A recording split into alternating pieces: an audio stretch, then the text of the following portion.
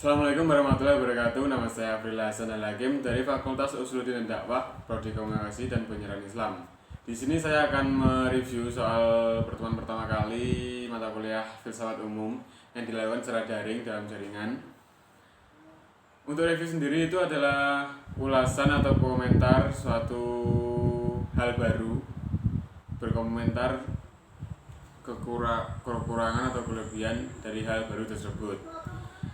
Nah, untuk kekurangan menurut saya, mungkin bagi teman-teman ada yang keterbatasan kuota, mungkin satu, keterbatasan kuota internet ya. Dua, kerendahan sinyal yang mengakibatkan pembicara atau pemateri selaku dosen dalam Zoom atau Google Meet tersebut menjadi macet, mungkin kurang lancar dalam video tersebut. Dan juga mungkin tidak bisa tatap muka, perkenalan langsung dengan teman-teman. Nah, untuk keunggulan atau kelebihan, mungkin dari keunggulan menurut saya ospek. Jadi ospek kata tingkat saya dulu, ospek itu dia bisa berangkat jam 5 pagi dan pulang sampai sore mungkin, dan yang hari ketiga ospek itu malah pulangnya sampai malam.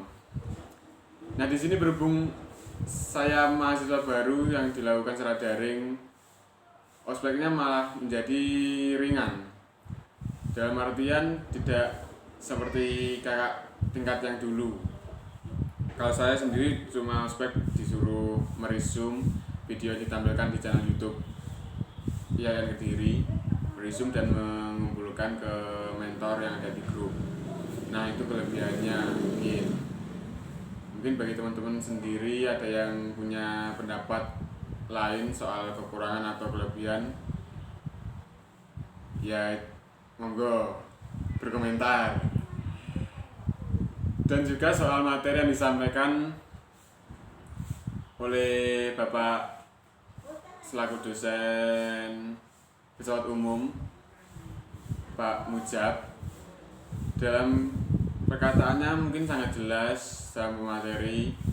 Mungkin juga karena keterbatasan sinyal yang mengakibatkan pembicara kurang jelas dalam pembawaannya karena video dan sinyal terganggu.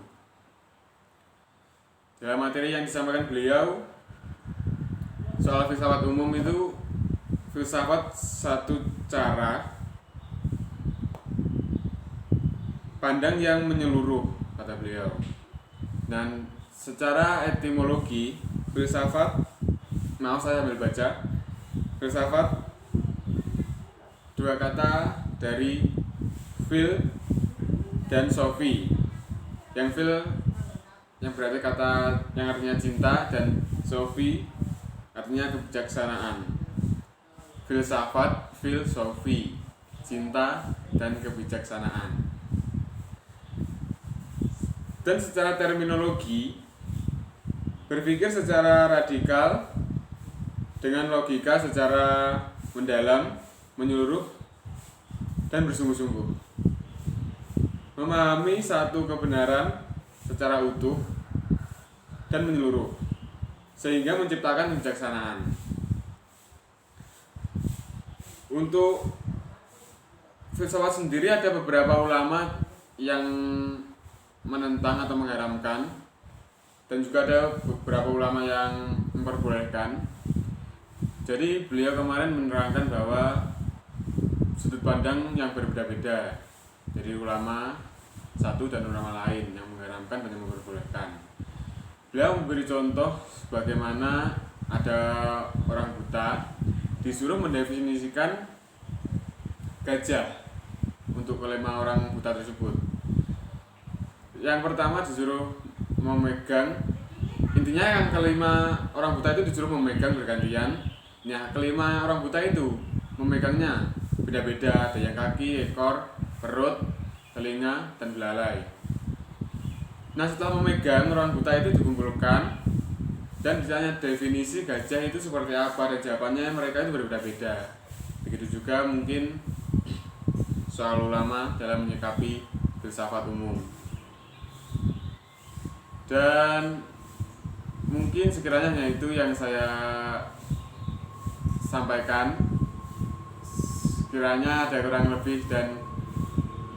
dan lebihnya, saya mohon maaf, ada salah ucapan atau perkataan atau tidak kelancaran dalam pembawaan, saya mohon maaf yang sebesar-besarnya. Sekian itu saja dari saya. Wassalamualaikum warahmatullahi wabarakatuh.